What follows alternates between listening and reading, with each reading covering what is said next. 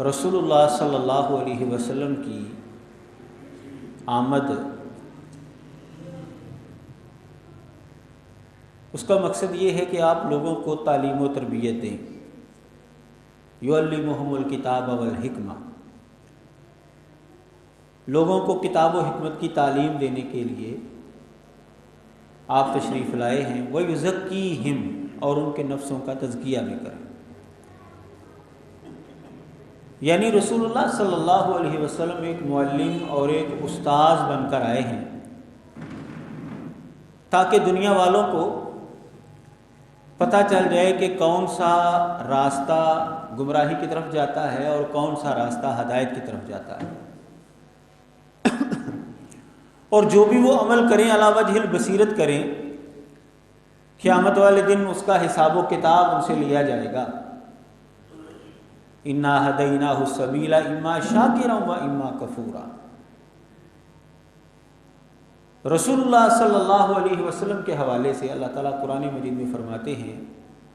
لَقَدْ جَاءَكُمْ رَسُولٌ مِّنْ أَنفُسِكُمْ عَزِيزٌ عَلَيْهِ مَا عَنِتُّمْ حَرِيصٌ عَلَيْكُمْ بِالْمُؤْمِنِينَ رَءُوفٌ رَحِيمٌ، کہ اللہ تعالیٰ نے تمہارے اندر تمہیں میں سے ایک پیغمبر جو ہے وہ مبعوث کیا ہے، جو چیز تمہیں مشقت میں ڈالے وہ چیز اس نبی کو گراں گزرتی ہے. تمہارے لیے وہ حریص ہے، تمہارے اوپر وہ حرص رکھتا ہے، مومنوں کے ساتھ بڑا مہربان رحم کرنے والا ہے. رسول اللہ صلی اللہ علیہ وسلم مسلمانوں کی تنگی کو پسند نہیں کرتے تھے کہ ان کے اوپر کوئی ایسا حکم نازل ہو جائے جس کی وجہ سے یہ تنگ ہو. یہ نبی علیہ الصلوۃ والسلام کا ایک طرز عمل تھا. اسی لیے آپ صحابہ کو جب بھی مسائل سمجھاتے تو جس طرح کا موقع محل ہوتا آپ اسی انداز کی بات کرتے. چونکہ نبی علیہ الصلوۃ والسلام ایک معلم تھے، ایک استاذ تھے، نفسوں کا تزکیہ کرنے والے تھے، تو ایک استاذ اور معلم کو کیسا ہونا چاہیے، وہ اپنے طلباء کی تربیت کیسے کرے، ان کی تعلیم کا انتظام کیسے کرے، یہ رسول اللہ صلی اللہ علیہ وسلم نے عطم طور پر ہمیں سکھایا ہے. تو آج کا ہمارا موضوع بھی یہی ہے کہ نبی علیہ الصلوۃ والسلام صحابہ کی تربیت کیسے کرتے تھے. ہمارے ہاں تربیت کرنے کے لیے اپنے ذہن کے مطابق کچھ معاملات وہ چل نکلے ہیں، یا تو بہت زیادہ سختی کر دی جاتی ہے یا تو بہت زیادہ نرمی کر دی جاتی ہے، اور سمجھانے کا انداز بھی بڑا عجیب و غریب بعض لوگ اپنا لیتے ہیں. بچوں کے سامنے بات کرنی ہے تو بھائی بچوں کے لیول پر آنا پڑے گا، بڑوں کے سامنے بات کرنی ہے تو پھر ان کے لیول پر جا کر بات کرنی پڑے گی، تب جا کر معاملہ جو ہے وہ واضح ہوتا ہے. رسول اللہ صلی اللہ علیہ وسلم کی زندگی کو اگر آپ دیکھیں گے تو آپ کو یہ بات روز روشن کی طرح واضح معلوم ہوگی کہ آپ نے جب بھی تربیت کی ہے موقع محل کے مطابق کی ہے. بچوں کے ساتھ پیار محبت کی باتیں ہیں، اور بڑوں کو جس چیز کی ضرورت ہے، نرمی کی ضرورت ہے تو نرمی کی باتیں ہیں، سختی کی ضرورت ہے تو سختی کی باتیں. موقع محل دیکھ کر اس طرح کی بات کی گئی. یہ رسول اللہ صلی اللہ علیہ وسلم کی تربیت کا طریقہ تھا. پہلا انداز آپ کا یہ ہوتا تھا کہ جب آپ کو کسی کے بارے میں یہ پتہ چل جاتا کہ یہ غلطی کر رہا ہے اور ضرورت محسوس ہوتی کہ یہ لوگوں کے سامنے بھی بات واضح ہو جائے کہ یہ غلطی بڑی سنگین ہے اور اس سے بچنا ہے، تو رسول اللہ صلی اللہ علیہ وسلم خطبے کے اندر اپنی تقریر کے اندر اس غلطی کی نشاندہی کرتے، لیکن اس آدمی کا، اس گروپ کا نام نہیں لیتے تھے۔ یہ نہیں فرماتے تھے کہ فلاں بندے کے اندر یہ غلطی پائی جاتی ہے لہذا تم بچو اس سے، بلکہ رسول اللہ صلی اللہ علیہ وسلم کا طریقہ کار یہ ہوتا تھا، آپ فرماتے ما بال اقوام، لوگوں کو کیا ہو گیا ہے، لوگ کیوں غلطی کر رہے ہیں، یقول احدہم کذا و کذا، اس طرح کی باتیں کر رہے ہیں لوگ، کیا ہو گیا لوگوں کو؟ نبی علیہ الصلوۃ والسلام کو یہ رپورٹ پہنچی کہ بعض صحابہ نے اپنی عبادت کو کم سمجھتے ہوئے کہ ہم جو عبادت کرتے ہیں اس کے نتیجے میں ہمیں بخشت شاید نہ ملے، تو کیوں نہ ہم کچھ حلال چیزیں اپنے اوپر حرام کر لیں، یعنی اپنے نفس کو تنگی کے اندر مبتلا کریں۔ جیسا کہ ہمارے ہاں تصوف کے اندر یہ چیز پائی جاتی ہے کہ جتنا اپنے آپ کو مشقت میں ڈالا جائے گا، جتنا اپنے آپ کو پریشان کیا جائے گا، اتنے ہی اس کے منازل جو ہے وہ اعلیٰ ہوتے جائیں گے۔ تو بعض صحابہ نے یہ سوچا، کسی نے کہا جی میں تو گوشت نہیں کھاؤں گا، کسی نے کہا جی میں تو شادی نہیں کروں گا، کسی نے کہا تو میں تو روزانہ نفلی روزہ رکھوں گا۔ اب یہ معاملہ بعض صحابہ کا نبی علیہ الصلوۃ والسلام کو پہنچا کہ بعض صحابہ نے یہ نظریہ قائم کر لیا ہے۔ اب یہ غلطی بڑی سنگین تھی کہ لوگ جو ہیں وہ دنیا داری سے ہٹ کر صرف اپنے آپ کو جو ہے وہ الگ تھلگ جنگلوں میں جو ہے وہ لے جائیں گے، رہبانیت جو ہے وہ اختیار کر لی جائے گی، تو دنیا کے معاملات کیسے چلیں؟ تو رسول اللہ صلی اللہ علیہ وسلم نے خطبہ ارشاد فرمایا، لیکن آپ نے خطبے کے اندر ان صحابہ کا نام نہیں لیا، آپ نے طریقہ کار یہ اپنایا ما بال اقوام یقول احدہم کذا و کذا و کذا، لوگوں کو کیا ہو گیا ہے، اس طرح کی باتیں جو ہیں وہ کر رہے ہیں۔ یاد رکھو یہ طریقہ کار غلط ہے، یہ طرز عمل درست نہیں۔ وَلَٰكِنِّي أَصُومُ وَأُفْطِرُ وَأَنَامُ وَأَقُومُ وَآكُلُ اللَّحْمَ وَأَتَزَوَّجُ النِّسَاءَ فَمَنْ رَغِبَ عَنْ سُنَّتِي فَلَيْسَ مِنِّي۔ یاد رکھو میرا تو طرز عمل یہ ہے کہ میں روزہ بھی رکھتا ہوں نفلی، کبھی چھوڑتا بھی ہوں، رات کا کچھ حصہ قیام بھی کرتا ہوں، کچھ حصہ آرام بھی کرتا ہوں، میں گوشت بھی کھاتا ہوں، میں نے عورتوں سے شادی بھی کی ہوئی ہے۔ یاد رکھو فمن راغب عن سنتی فلیس منی، جو میرے طریقے سے ہٹنے کی کوشش کرے گا اس کا میرے ساتھ تعلق ٹوٹ جائے گا۔ رسول اللہ صلی اللہ علیہ وسلم کے ساتھ اگر ہم تعلق بنانا چاہتے ہیں، آپ کے ساتھ ہم تعلق جوڑنا چاہتے ہیں، تو ہمیں نبی علیہ الصلوۃ والسلام کی سنت پر عمل کرنا پڑے گا، آپ کے طریقے پر چلنا پڑے گا۔ تو نبی علیہ الصلوۃ والسلام کا طرز عمل یہ تھا کہ جب آپ کو کسی کی غلطی بتانا ہوتی اور وہ غلطی اگر سنگین ہوتی تاکہ دوسرے لوگ بھی سمجھ جائیں، تو آپ خطبے کے اندر لوگوں کے سامنے جب بات کرتے تو اس غلطی والے بندے کی نشاندہی نہیں کرتے تھے، بلکہ مجمل بات کرتے تھے کہ لوگ کیوں ایسا کر رہے ہیں، لوگوں کو ایسا نہیں کرنا چاہیے۔ تو مجمل بات کرنے کے اندر پردہ بھی رہ جاتا ہے اور وہ بندہ سمجھ بھی جاتا ہے اور لوگوں کو بھی مسئلے کی سمجھ آ جاتی ہے۔ تو بسا اوقات رسول اللہ صلی اللہ علیہ وسلم کا طرز عمل یہ ہوتا تھا تربیت کا کہ غلطی کرنے والے کی نشاندہی کیے بغیر آپ غلطی کو واضح کر دیتے، بھئی یہ غلط کام ہے، ایسا نہیں کرنا چاہیے۔ کیونکہ بعض لوگوں کی طبیعت ایسی ہوتی ہے کہ اگر ان کو مجمع کے اندر جھاڑ پلائی جائے یا مجمع کے اندر ان کی غلطی واضح کی جائے تو وہ اپنی طبیعت کی وجہ سے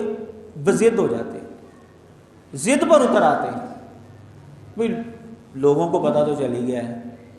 اب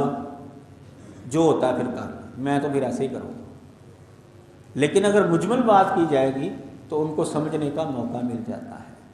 سنبھلنے کا موقع مل جاتا ہے، وہ بھی سمجھتے ہیں ہاں میرا پردہ ہی رکھا گیا ہے لیکن میری غلطی تو واضح ہو گئی ہے نا کہ کام میں نے غلط کیا۔ تو رسول اللہ صلی اللہ علیہ وسلم کا طرز عمل یہ ہوتا تھا کہ جب ضرورت پڑتی لوگوں کے سامنے غلطی واضح کرنے کی تو آپ نشاندہی کیے بغیر غلطی کو واضح کر دیتے تھے، صرف مجمل طور پر کہتے کہ لوگوں کو کیا ہو گیا ہے، اس طرح کی باتیں جو ہے وہ کر رہے ہیں، ایسا نہیں کرنا چاہیے۔ دوسرا طریقہ کار یہ ہوتا تھا کہ اگر نجی مجلس میں کسی کو سمجھانے کی ضرورت پڑتی تو آپ اس کو اچھے انداز سے سمجھاتے، ضرورت کے مطابق۔ رسول اللہ صلی اللہ علیہ وسلم کھانا کھا رہے تھے تو ابن ابی سلامہ جو کہ ابھی بچے تھے وہ بھی پلیٹ کے اندر جو ہے نا وہ کھانا کھا رہے تھے نبی علیہ الصلوۃ والسلام کے ساتھ ہی بیٹھ کر۔ یہ نبی علیہ الصلوۃ والسلام کے ربیب تھے، ان کی والدہ کے ساتھ نبی علیہ الصلوۃ والسلام نے شادی کی ہوئی تھی اور یہ نبی علیہ السلام کے گھر میں پرورش پا رہے تھے، تو چھوٹے بچے تھے، تو نبی علیہ الصلوۃ والسلام کے ساتھ بیٹھ کر یہ بھی کھانا تناول کر رہے تھے، اور ہاتھ جو ہے نا بچوں کا جس طرح ہوتا ہے ادھر ادھر جو ہے وہ گھمانا شروع کر دیا، کبھی ادھر سے پکڑ چیز کبھی ادھر سے پکڑ۔ تو نبی علیہ الصلوۃ والسلام نے ان کا ہاتھ جو ہے وہ پکڑ لیا اور فرمایا یا غلام، اے بچے۔ نبی علیہ الصلوۃ والسلام نے اب تربیت کی ہے، اکیلے میں جب تربیت کی ہے تو انداز کیا فرمایا آپ نے؟ ہمارے ہاں بچوں کے اوپر جو ہے وہ بیجا سختی کر دی جاتی ہے، تھپڑ یا ڈانٹ یا اور کچھ نہیں تو اس کی ماں کو جو ہے وہ ڈانٹنا شروع کر دے کہ تو نے تربیت کیسی کی ہے، تجھے پتہ نہیں چل رہا کہ بچہ کیا کر، وغیرہ وغیرہ، جو بھی ہمارا طرز عمل بعض احباب کے اندر یہ پایا جاتا ہے۔ لیکن رسول اللہ صلی اللہ علیہ وسلم کا طریقہ کار کیا تھا؟ آپ نے اس بچے کا ہاتھ پکڑا اور فرمایا یا غلام، اے بچے، سم اللہ، بسم اللہ پڑھ، وکل بیمینک، دائیں ہاتھ کے ساتھ کھا، وکل مما یلیک، اور جو تیرے سامنے ہے نا وہاں سے کھا۔ یہ حدیث صحیح بخاری اور صحیح مسلم کے اندر موجود ہے۔ رسول اللہ صلی اللہ علیہ وسلم کی تربیت کا طریقہ کار یہ تھا کہ اگر نجی مجلس میں بھی کسی کو سمجھانا ہے تو اچھے انداز سے سمجھانا ہے، اس کی غلطی واضح کرنی ہے، اس کی تربیت کرنی ہے، حتیٰ کہ بچوں کی بھی آپ نے تربیت کی ہے۔ ہمارے ہاں بعض لوگ جو ہیں وہ بچوں کو بچہ سمجھ کر ان کی تربیت نہیں کرتے، بھی ابھی بچہ ہے، بڑا ہوگا تو سمجھ جائے گا۔ بعض گھروں کے اندر ایسا معاملہ، بچہ جب توتلی زبان کے ساتھ گالی نکالے نا تو ماں باپ بڑے خوش ہوتے ہیں، کیا بات ہے ہمارے بچے نے آج گالی نکالی ہے۔ یہ تربیت خراب کر رہے ہیں، یہ تربیت صحیح نہیں ہو رہی، یہ خوشی کا موقع نہیں ہے، یہ غمی کا موقع ہے کہ ہمارے بچے نے گالی سیکھ کہاں سے لی،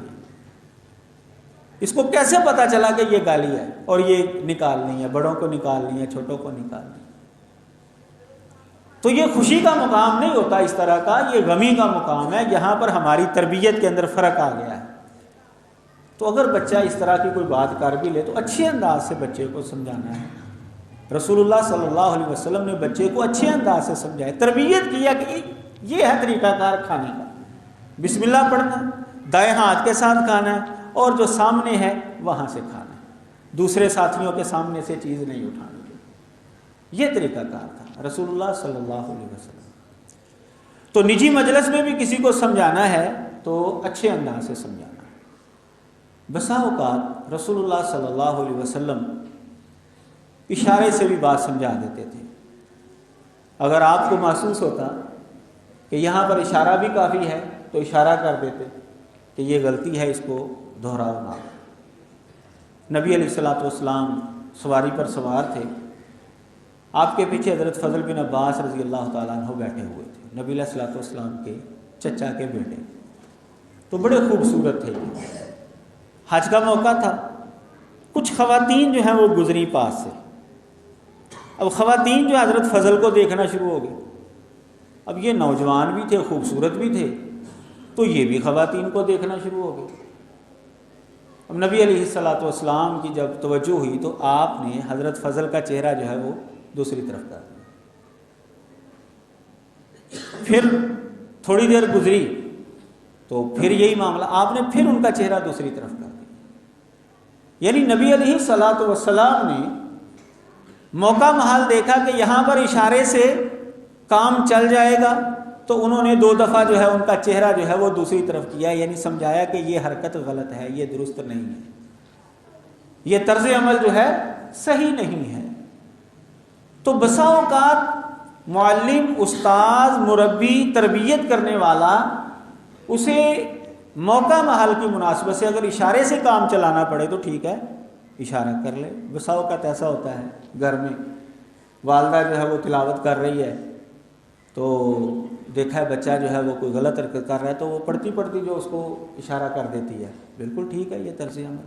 اس طریقے سے بھی اس کو جو ہے وہ غلطی سے روکا جا سکتا ہے، متنبہ کیا جائے، یہ بھی تربیت کا ایک طریقہ کار ہے۔ تو تیسرا طرز عمل نبی علیہ الصلوۃ والسلام یہ بھی اپنا لیتے تھے، بسا اوقات اشارے سے بھی کام چلا لیتے تھے۔ چوتھا طرز عمل نبی علیہ الصلوۃ والسلام کا تربیت کا یہ ہوتا تھا کہ آپ زیادہ لمبی بات نہیں کرتے تھے، کیونکہ زیادہ لمبی بات جو ہے وہ سننے والے کو اکتاہٹ کے اندر مبتلا کر دیتی۔ نبی علیہ الصلوۃ والسلام کو خطبہ بھی جو ہے وہ چھوٹا ہوتا تھا، اذا خطب لا یخل ولا یمل، سنن نبی داؤد کے اندر یہ حدیث ہے کہ جب نبی علیہ الصلوۃ والسلام خطبہ بھی ارشاد فرماتے تھے تو لوگوں کو پریشانی کے اندر مبتلا نہیں کرتے تھے، مختصر سا آپ کا خطبہ ہوتا تھا۔ دوسری روایت کے اندر ہے کان رسول اللہ صلی اللہ علیہ وسلم لا یطیل الموعظۃ، نبی علیہ الصلوۃ والسلام واعظ و نصیحت جو ہے وہ کوئی لمبا نہیں کرتے تھے، بلکہ کیا ہوتا تھا انما ہی کلمات یسیرات، نبی علیہ الصلوۃ والسلام کے چند آسان سے کلمات ہوتے تھے جو آپ لوگوں کے سامنے واعظ و نصیحت کے طور پر رکھتے۔ ان میں سے کئی جملے جو ہیں وہ بڑے معروف ہیں اور بڑے جامع معنی کلمات میں جو ہے وہ شمار ہوتے ہیں۔ نبی علیہ الصلوۃ والسلام نے فرمایا کہ غنا دل کی غنا ہے، مال و دولت جس کے پاس ہو وہ نہیں بندہ غنی، غنی وہ ہے جس کا دل غنی ہے، یعنی اس کو خرچ کرنے کا حوصلہ بھی ہو۔ اب چھوٹا سا جملہ ہے لیکن ایک پورا جو ہے ایک مفہوم اور ہمارے معاشرے کی عکاسی جو ہے اس کے اندر پائی جاتی ہے کہ امیر کبیر ہونا یہ کوئی مالداری کی علامت نہیں ہے، علامت مالداری کی ہے کہ بندے کا دل امیر ہو، تھوڑی بھی چیز ہو تو وہ بھی کوشش کرے چلو کسی اور کے پاس جو ہے وہ ضرورت مند کو اگر مل جائے تو یہ زیادہ فائدہ ہے، وہ بندہ اصل میں غنی ہوتا ہے۔ آنکھوں کا اندھا اندھا نہیں، دل کا اندھا جو ہے وہ اندھا ہوتا ہے۔ یہ چھوٹے چھوٹے جملے ہیں، آپ دیکھیں کہ کتنے شاندار جملے ہیں، اور اس کے نتیجے کے اندر جب بندہ جو ان کے اوپر غور کرتا ہے تو سمجھتا ہے کہ یہ پورا معاشرہ جو ہے اس سے تشکیل پا سکتا ہے، بہترین معاشرہ جو ہے وہ بن سکتا ہے۔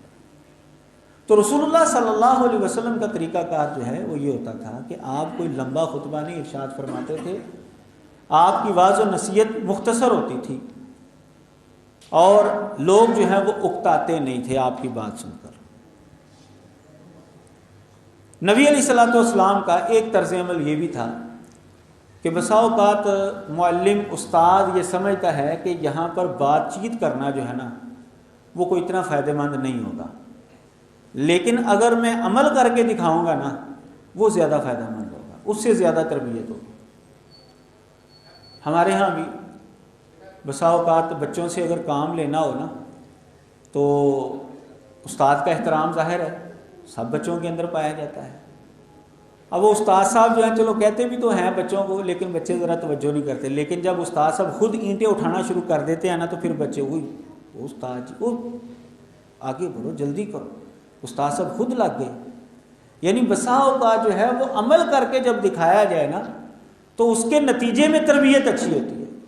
یہ بھی موقع محل کے مطابق ہے، یہ ایک سمجھدار اور زیرک معلم اور استاد جو ہے اس کو یہ بات سمجھنی چاہیے۔ رسول اللہ صلی اللہ علیہ وسلم نے ایک دفعہ صحابہ کو ممبر کے اوپر نماز پڑھ کر دکھائی کہ نماز جو ہے وہ کس طریقے سے پڑھنی ہے۔ زبانی بھی آپ نے بتایا مختلف مواقع پر، لیکن جو کوئی مخصوص غلطی تھی اس کو واضح کرنے کے لیے نبی علیہ الصلوۃ والسلام نے ممبر کے اوپر کھڑے ہو کر ان کو نماز پڑھ کر دکھائی کہ نماز اس طریقے سے پڑھنی ہے۔ نبی علیہ الصلوۃ والسلام نے ایک دفعہ ریشم پکڑا اپنے ہاتھ کے اندر، ایک ہاتھ کے اندر جو ہے وہ سونا پکڑا، حضرت علی رضی اللہ تعالیٰ عنہ حدیث کے راوی ہیں، اخذ رسول اللہ صلی اللہ علیہ وسلم حریرا بشمالہ وذهبا بیمینہ، بائیں ہاتھ کے اندر آپ نے ریشم پکڑا، دائیں ہاتھ کے اندر جو آپ نے سونا پکڑا، ثم رفع بہما بیدیہ، پھر نبی علیہ السلام نے ان دونوں ہاتھوں کو اوپر اٹھایا، دونوں چیزیں جو ہیں وہ لوگوں کے سامنے دکھائیں، اور یہ فرمایا ان ھذین حرام علی ذکور امتی وحل لاناسہم، نبی علیہ الصلوۃ والسلام نے فرمایا یہ دونوں چیزیں میری امت کے مذکروں کے لیے، مردوں کے لیے حرام ہیں اور عورتوں کے لیے حلال ہیں۔ نبی علیہ الصلوۃ والسلام نے عملی طور پر چیزیں جو ہیں وہ لوگوں کے سامنے رکھی کہ یہ دونوں چیزیں کوئی شک میں نہ رہے، سونا اور ریشم، یہ دونوں چیزیں جو ہے میری امت کے مردوں کے لیے حرام ہیں اور میری امت کی خواتین کے لیے یہ حلال ہے۔ تو رسول اللہ صلی اللہ علیہ وسلم کا طرز عمل بسا اوقات یہ ہوتا تھا کہ آپ عمل کر کے دکھاتے تھے۔ صلح حدیبیہ کے موقع پر جب معاملہ جو ہے لکھا گیا تو چونکہ نبی علیہ الصلوۃ والسلام کو تو اللہ تعالیٰ کی طرف سے وحی تھی کہ یہ صلح جو ہے یہ مسلمانوں کے حق میں ہے، لیکن صحابہ ظاہر کو دیکھ رہے تھے، کیونکہ اس کے اندر جو شرطیں لکھی گئی تھی نا، وہ شرطیں ساری کی ساری ایسی تھیں کہ مسلمان جو ہے نا بس سمجھ لیں کہ وہ شکست کھورتا ہے۔ جو مکے والے کہتے تھے نا یہ شرط لگانی ہے، نبی علیہ السلام فرماتے ٹھیک ہے لگا لو، کہتے تھے ایسا ہوگا، آپ فرماتے ٹھیک ہے لکھ لو، کوئی مسئلہ نہیں۔ تو صحابہ جو ہے وہ پریشان تھے کہ یہ کیا ماجرا ہے، جنگیں جیتی ہوئی تھیں، صحابہ نے طاقت میں تھے، پاور میں تھے، اگر لڑائی کی ضرورت پڑتی تو مسئلہ ہی کوئی نہیں تھا، لڑنے کے لیے بھی وہ تیار تھے، لیکن بظاہر شرطیں ایسی تھیں کہ صحابہ جو ہے ان شرطوں کے اوپر مطمئن نہیں تھے۔ لیکن نبی علیہ الصلوۃ والسلام اللہ کے نبی تھے، آپ نے دستخط کر دیے، لکھا ہو گیا، سارا معاملہ طے ہو گیا۔ اب اس کے بعد مسئلہ تھا، اب بعض جانور ساتھ لے کر گئے ہوئے تھے جو عمرے کے لیے وہاں ذبح کرنے تھے، اب عمرہ کرنے کی اجازت نہیں ملی تھی اس سال، یہ اگلے سال آپ کریں گے، آپ نے فرمایا ٹھیک ہے ہم اگلے سال عمرہ کریں گے۔ اب وہ جو جانور تھے ان جانوروں کو ذبح کرنے کا معاملہ تھا، نبی علیہ الصلوۃ والسلام نے فرمایا کہ جانور ذبح کر دو۔ وہ صحابہ پریشانی کے عالم میں تھے، کوئی بھی نہیں اٹھا، جانور ذبح کرنے ہیں، جانور ذبح کر دو، کوئی بھی نہیں اٹھا۔ حضرت ام سلمہ رضی اللہ تعالی عنہا آپ کے ساتھ تھیں، آپ کی زوجہ، تو انہوں نے آپ کو مشورہ دیا کہ آپ جب خود ذبح کریں گے نا تو آپ کو دے کر یہ بھی ذبح کریں گے۔ نبی علیہ الصلوۃ والسلام اٹھے، آپ نے اپنا جانور ذبح کیا، جب آپ نے جانور ذبح کیا تو پھر سارے صحابہ اٹھے اور اپنا اپنا جانور جو ہے وہ ذبح کرنا۔ تو بسا اوقات بات سمجھانے کے لیے عمل کر کے دکھانا پڑتا ہے، استاد ایک طریقہ جو ہے وہ بتائے کہ اس طریقے سے یہ کام کرنا ہے، یہ زیادہ مؤثر ہوتا ہے طریقہ کار بسا اوقات۔ تو رسول اللہ صلی اللہ علیہ وسلم نے کئی مواقع پر عمل کر کے دکھایا۔ ایک صحابہ نے طہارت کے حوالے سے کسی صحابی نے پوچھا کہ کیف الطہور، وضو کیسے کیا جائے گا؟ نبی علیہ الصلوۃ والسلام نے وضو کر کے دکھایا، بتایا نہیں پہلے ہاتھ دھو پھر یہ کر پھر یہ کر، آپ نے عملی طور پر اس کو وضو کر کے دکھایا کہ وضو اس طریقے سے جو ہے وہ کیا جائے گا۔ نبی علیہ الصلوۃ والسلام سے ایک صحابی نے آ کر نمازوں کے اوقات پوچھے کہ نماز جو ہے وہ کس وقت جو ہے وہ پڑھی جائے گی، نبی علیہ الصلوۃ والسلام نے کوئی جواب نہیں دیا اسے۔ 2 دن نبی علیہ الصلوۃ والسلام نے نمازیں پڑھوائیں اس کو اپنے پیچھے، پہلے دن اول وقت میں، دوسرے دن آخری وقت میں۔ دوسرے دن پھر آپ نے فرمایا کہ وہ کدھر ہے جس نے سوال کیا تھا نمازوں کے اوقات کے متعلق؟ جی میں ہوں۔ آپ نے فرمایا کہ یہ جو 2 دن میں نے تجھے نمازیں پڑھ کر دکھائی نا، یہ اس کا اول اور آخر وقت ہے، اس کے درمیان نمازیں پڑھنی۔ تو بسا اوقات معلم اور استاد جو ہے وہ اپنے طلباء کو زبانی کلامی کی بجائے جو ہے وہ عمل کر کے دکھاتا ہے۔ تو یہ بھی رسول اللہ صلی اللہ علیہ وسلم کا ایک طرز عمل تھا، آپ کا طریقہ کار تھا، اور آپ اس انداز سے جیسا موقع محل ہوتا آپ اسی انداز سے اپنے شاگردوں کی، اپنے طلباء کی، صحابہ کی تربیت کیا کرتے تھے۔ اور یہی طرز عمل ہمیں بھی اپنے گھروں کے اندر اور اپنے اداروں کے اندر جو ہے وہ آزمانا چاہیے کہ موقع محل کے مطابق جس طرح کا موقع ہو اسی طرح کی بات کی جائے، اسی طرح کا عمل کیا جائے، انشاءاللہ تربیت جو ہے وہ اچھی ہو جائے گی۔ اللہ تعالیٰ ہر ایک کو سمجھنے کی توفیق عطا فرمائے۔